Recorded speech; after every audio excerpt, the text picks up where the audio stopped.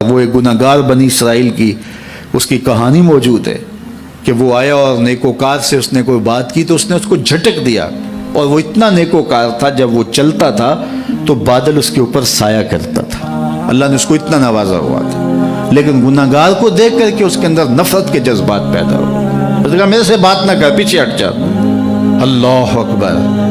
تو وہ بیچارہ بڑا رویا کہ مالک میں اتنا گناہگار ہوں کہ تیرے پاک بندے مجھے اپنے پاس بٹھانے کے لیے بھی تیار نہیں۔ دل ٹوٹا، شکستگی پیدا ہوئی، کہا لیکن مالک تیری مرضی، اور واپس پلٹا۔ لیکن جب واپس پلٹا تو وہ بادل کا سایہ جو اس نیکوکار پہ تھا، وہ سایہ اس گناہگار کے سر پہ آ گیا۔ تو وہ کرم نوازی جس پہ فرما دے، اس کے سارے بندے ہیں۔ تو اللہ کو جو ہے وہ تکبر کی نیکی نہیں، وہ گناہ جس کے بعد عجز پیدا ہو، اللہ کو وہ پسند ہے۔ وہ گناہ جس کے بعد توبہ کے جذبات ابھرے، بندے کو شرمندگی کا احساس ہو۔ تو مت ایسے بنے کہ 4 نمازیں پڑھ لیں تو سب بے نمازیوں کو حقیر جاننے لگ جائیں، تھوڑا سا کام کر لیں، صدقہ و خیرات کر لیں تو باقی مالداروں کو حقیر جانے لگے۔ آپ کو دین کے کام کی توفیق مل گئی ہے تو آپ دین کے ٹھیکیدار بن کے بیٹھ جائیں کہ میں اتنا بڑا جلسہ کروایا، اب میرے علاوہ تو کوئی یہاں مسلمان نہیں رہتا، میں ہی سب سے بڑا عاشق رسول ہوں، میں ہی سب سے بڑا مسلمان ہوں۔ نہ، ایسا نہ کیجئے۔ اللہ نے آپ کو توفیق دی، آپ نے لوگوں کو دعوت دی، پتہ نہیں کس آنے والے پہ کتنا کرم ہوا ہے۔ یہ تو ان کی رحمتیں ہیں، وہ جس پہ چاہے جیسے چاہیں برس جائیں۔ ہم کو ٹھیکیدار تھوڑے ہیں، ہم تو نوکری کرنے والے ہیں، ہم تو جوتے اٹھانے والے ہیں۔ ہو سکتا ہے کس کے صدقے، میرے والد گرامی مجھے یاد آتے ہیں، وہ مجھے فرمایا کرتے تھے جب گفتگو کے لیے نکلنے لگے اور لوگوں کا ہجوم ہونے لگا، تو وہ مربی تھے بڑے، اور بڑی حکمت کے ساتھ جو ہے وہ کوئی نہ کوئی بات سمجھاتے رہتے تھے۔ تو ایک دن فرمانے لگے کہ ایک خطیب تھا، بظاہر اچھا خطاب کرتا لیکن اندر سے وہ اتنا اچھا نہیں تھا۔ تو جب وہ فوت ہو گیا تو وہ بخشا گیا، تو اس نے اللہ سے کہا کہ میرے مالک، میرا تو کوئی عمل ہی نہیں ہے کہ میری بخشش ہوگی اور میری مغفرت ہو گئی۔ تو فرمایا کہ ہاں ہم تجھے جانتے ہیں، لیکن ایک دن تو کہیں واز کر رہا تھا، میرا ایک بندہ بیٹھا تھا، اس کو پسند آ گیا، میں نے اس کے صدقے تیری مغفرت فرمائی۔ اٹھ فریدا ستیا تے میلا ویکھن جا، اٹھ فریدا ستیا تے میلا ویکھن جا، وت کوئی بخشیا مل جاوے تے تو ہی بخشیا جا۔ تو پتہ نہیں کس کے صدقے سے اللہ رحمتوں کا نزول فرماتا ہے۔ بے عمل کو دیکھ کر کے اس سے نفرت نہیں ہے، نفرت تو گناہ سے ہے، گناہگار سے نہیں ہے، لیکن کوشش کی جائے کہ یہ عمل بد چھوڑ دے۔ اللہ اکبر۔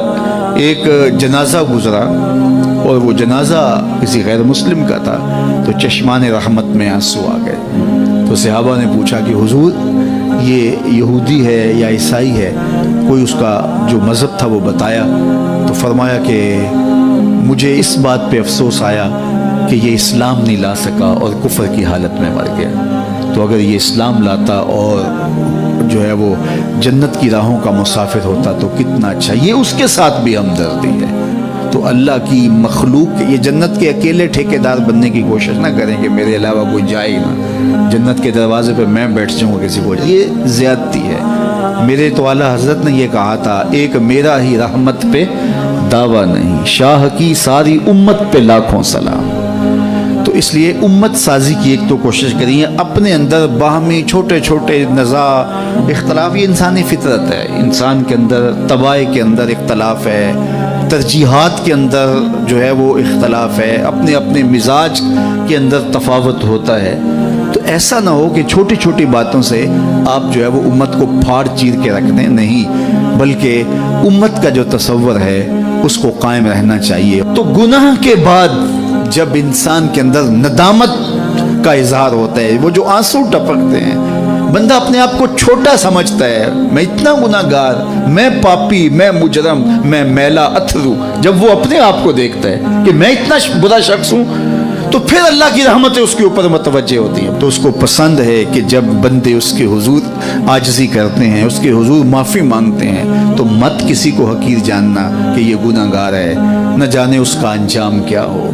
کتنے گناہگار ان کا آخر اچھا ہو جاتا ہے، کتنے نیکوکار ان کا آخر اچھا نہیں ہوتا۔ انما الاعمال بالخواتیم، وہ تھی تو فاحشہ عورت، لیکن ایک کام کیا کہ ایک کتے کو پانی پلا دیا، اپنے دوپٹے سے جوتا باندھ کر کنویں میں لٹکایا اور اس کو پانی پلا دیا۔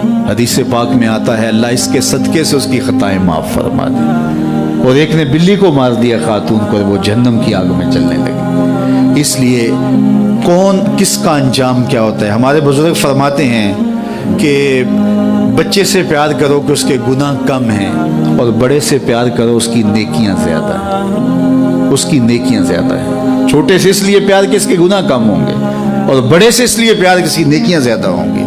اور اسی طرح جو ہے وہ خیال کرو کہ ہو سکتا ہے اس کا انجام بخیر ہو جائے اور اس کا آخر کتنا خوبصورت ہو۔ تو مت کسی کو حقیر جانیے گا، ایک میرا ہی رحمت پہ دعویٰ نہیں، شاہ کی ساری امت پہ لاکھوں سلام۔